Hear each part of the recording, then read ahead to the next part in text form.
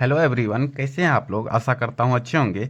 तो आज हम जो साइंस का क्वेश्चन है, फिजिक्स का, अवतल दर्पण में सिद्ध करना है कि F बराबर R/2। ये जो क्वेश्चन है एग्जाम में बार बार पूछा गया क्वेश्चन है और बहुत वीवीआई क्वेश्चन है। तो इसको हम समझते हैं। तो इसके लिए हम पहले क्या किए हैं, एक ग्राफ बना दिए हैं, चित्र बनाए हैं, फिगर बनाए हैं। उसको इसी फिगर से हम क्या करेंगे, क्वेश्चन को हल करेंगे, सिद्ध करेंगे F बराबर R/2। तो जो यहाँ पर फिगर दिया है, क्या एक अवतल दर्पण दिया है। क्या अवतल दर्पण में सिद्ध करना है, तो एक अवतल दर्पण हम ले लिए हैं एम एन क्या लिए हैं, एक अवतल दर्पण लिए हैं। और एम एन और ये जो सी पी, ये सी पी क्या है, इसका वक्रता केंद्र है। सी पी क्या है, इसका वक्रता केंद्र है। और इस पर जो है ए बी, एक आपतित किरण जो कहाँ से, परावर्तित होकर एप से यानी फोकस से गुजर जाती है। और इसके बीच का कोण यानी आपतित किरण और ये बीच में अभिलंब ले लिए हैं, यानी सी बी एक अभिलंब ले लिए हैं। और सी बी यानी आपतित किरण और अभिलंब के बीच कोण आई यानी आपतन कोण। और वही परावर्तित किरण और अभिलंब के बीच का कोण जो होता है परावर्तन कोण यानी कोण आर। तो हम परावर्तन का नियम क्या कहता है कि कोण आर बराबर कोण आई बराबर कोण आर, यानी आपतन कोण परावर्तन कोण के बराबर होता है। तो इसी से हम समझेंगे। तो लिखेंगे, देखिए, माना माना एम एन एक क्या है, अवतल दर्पण। एम एन एक अवतल दर्पण है, अवतल दर्पण। एम एन एक अवतल दर्पण है जिसका ध्रुव यानी कि जिसका वक्र ध्रुव क्या दिया है, पी दिया है। तो हम ये भी लिख देंगे कि जिसका जिसका ध्रुव ध्रुव पी है। क्या है, पी। ध्रुव क्या है, पी है, पी है। तथा तथा वक्रता केंद्र क्या है, सी है। तो लिखेंगे वक्रता केंद्र सी है। ऐसे लिखेंगे परिभाषा, यानी कि इस भाषा लिखेंगे तभी जाके पूरा नंबर मिलेगा, ऑल टू ऑल नंबर। वक्रता केंद्र सी है। अब हम क्या करेंगे, देखिए, ए बी क्या है, एक आपतित किरण। ए बी एक आपतित किरण है जो परावर्तित यानी परावर्तन के बाद एफ से गुजर जाती है। तो लिखेंगे जहां ए बी एक आपतित किरण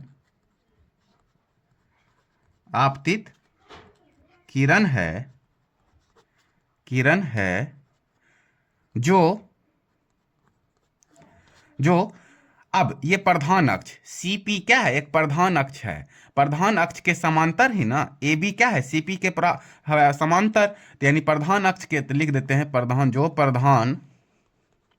अक्ष के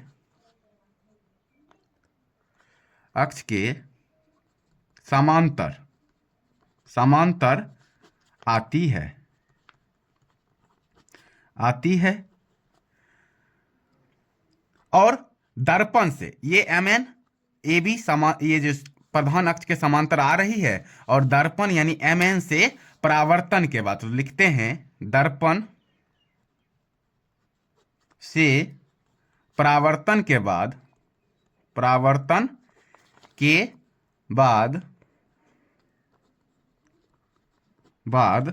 कहां से, एफ से गुजर जाती है यानी फोकस से। तो लिखते हैं एफ यानी कि फोकस से गुजरती है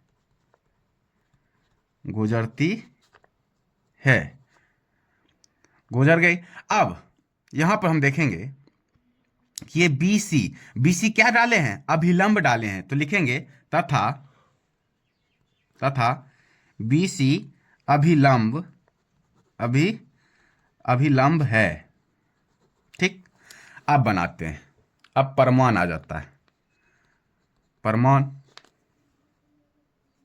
परमान में क्या हो जाएगा, अब देखो, यहां पर जब हम अभिलंब डाले तो ये कोण बन रहा है। क्या कोण बन रहा है? कोण आई, यानी कि आपतित किरण और अभिलंब के बीच कोण आई, आपतन कोण, और वही परावर्तित किरण और अभिलंब के बीच परावर्तन कोण।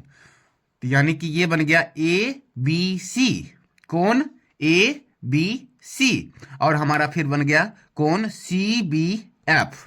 ये दोनों क्या है? बराबर है। क्यों बराबर है? परावर्तन के नियम से। तो हम यहां पे लिख सकते हैं कोण ए बी सी बराबर कोण C B F. C B F क्यों बराबर है? तो लिख देंगे, इसको हम मान लेते हैं समीकरण पहले 1, समीकरण 1 मान लिए, परावर्तन के नियम से बराबर है, परावर्तन के नियम से, परावर्तन के नियम से। ठीक है, तो यानी कोण ए बी सी बराबर कोण सी बी एफ, यानी कोण आई बराबर कोण आर। ठीक है, अब देखो जब ये बराबर है, अब फिर क्या कहता है, समझेंगे कि ये जो अभिलंब है, तो हम जानते हैं कि एकांतर कोण, एकांतर कोण क्या होते हैं? हमेशा बराबर होते हैं, यानी कि ये कोण और ये कोण बराबर हो जाएंगे, एकांतर कोण। तो यानी कोण आई और इसको हम माने हैं टी, तो ये दोनों क्या हो जाएंगे? बराबर हो जाएंगे। तो हम क्या लिखेंगे? कोण ए बी सी, यानी ए बी सी कोण आई बराबर क्या हो जाएगा? इसके एकांतर कोण बराबर होते हैं, तो कोण बी सी एफ बराबर कोण बी सी एफ। इसको हम मान लेते हैं समीकरण 2। और ये क्यों बराबर है? तो लिख देंगे इसके बगल में एकांतर कोण से, एकांतर कोण से। ठीक है, अब समझते हैं आगे, समीकरण 1 और समीकरण 2 से चलते हैं।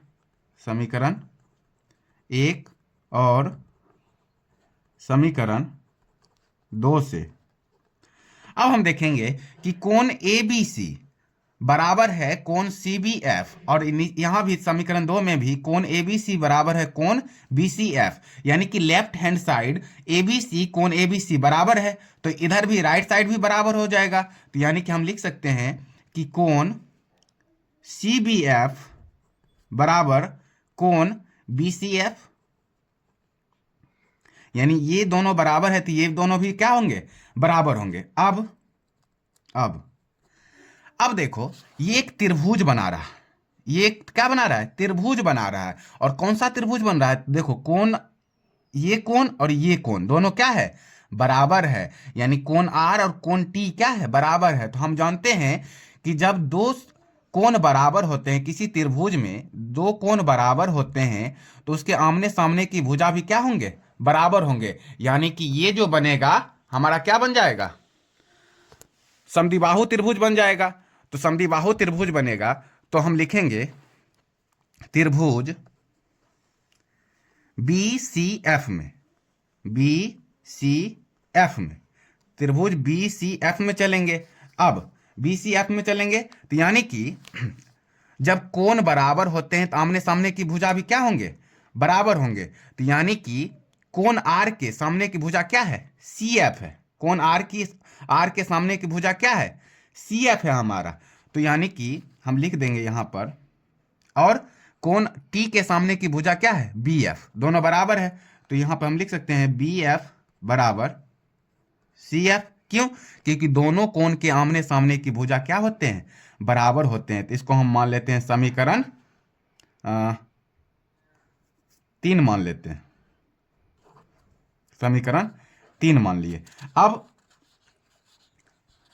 अब देखेंगे आपतित किरण और जो प्रधान अक्ष है, ये दोनों पास आ जाता है। दर्पण को अगर हम छोटा करते हैं, चूंकि छोटा ही होता है, हम आपको समझाने के लिए बड़ा बताए हैं, तो जब हम इसको छोटा करेंगे तो ये बी क्या हो जाएगा? पी के निकट आ जाएगा, नजदीक आ जाएगा।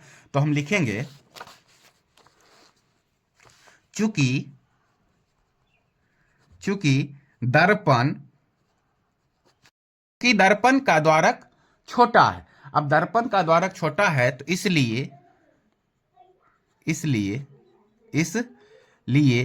जो ये P है, जो हमारा P है, ये B के क्या हो जाएगा? निकट होगा। यानी कि लिखेंगे P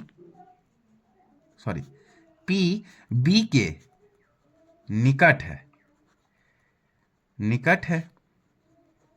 अब P B के निकट है तो जो ये P अगर B के निकट आ जाएगा तो जो BF होगा वो क्या होगा, PF के बराबर हो जाएगा हमारा। तो यानी कि ये दोनों बराबर हो जाएगा, BF और PF बराबर हो जाएगा। तो हम लिखेंगे कि जो BF है बराबर है क्या, PF के। यानी कि इसको हम मान लेते हैं समीकरण कितना था इधर, समीकरण 3। अब इसको मान लेते हैं समीकरण 4।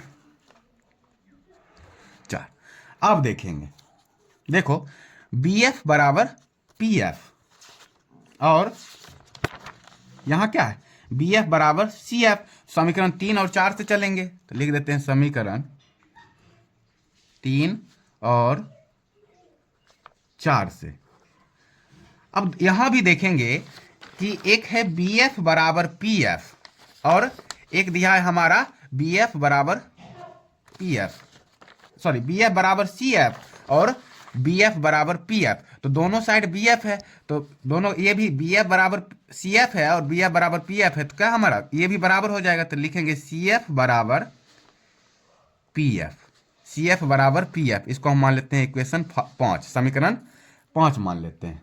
अब यहां हम समझते हैं कि ये जो PC है, ये PC है, PC बराबर क्या हो जाएगा, CF और प्लस PF दोनों जुटेगा तब नहीं ये पूरा जो प्रधान अक्ष है वो पता चलेगा। तो हम लिखेंगे कि PC बराबर CF और प्लस PF, ठीक है। अब PC बराबर CF, अब देखो CF बराबर क्या दिया है हमारा, PF दिया है। तो हम इसको लिख सकते हैं PF प्लस, इसको हम वैसे को ऐसे लिख देंगे PF PC। अब देखो ये जो हमारा PC है क्या है, PC, ये पूरा क्या है हमारा वक्रता त्रिज्या है यानी R हो जाएगा।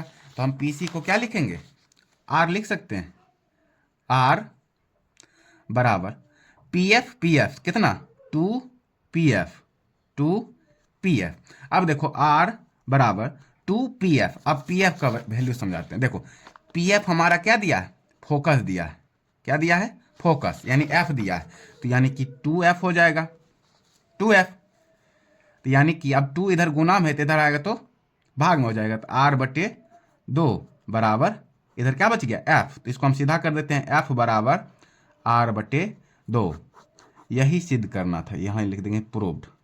ये जो क्वेश्चन है बिहार बोर्ड में बार बार पूछा गया है और ऐसे भी ये क्वेश्चन बहुत इंपॉर्टेंट है, आप लोग अच्छे से याद रखिएगा, ठीक है। और ये ग्राफ बनाइएगा, ये जो फिगर है ये फिगर बनाइए तभी जाके आपको पूरा नंबर मिलेगा। और ये जो भाषा लिखे हैं इसको अच्छे से लिखना। धन्यवाद।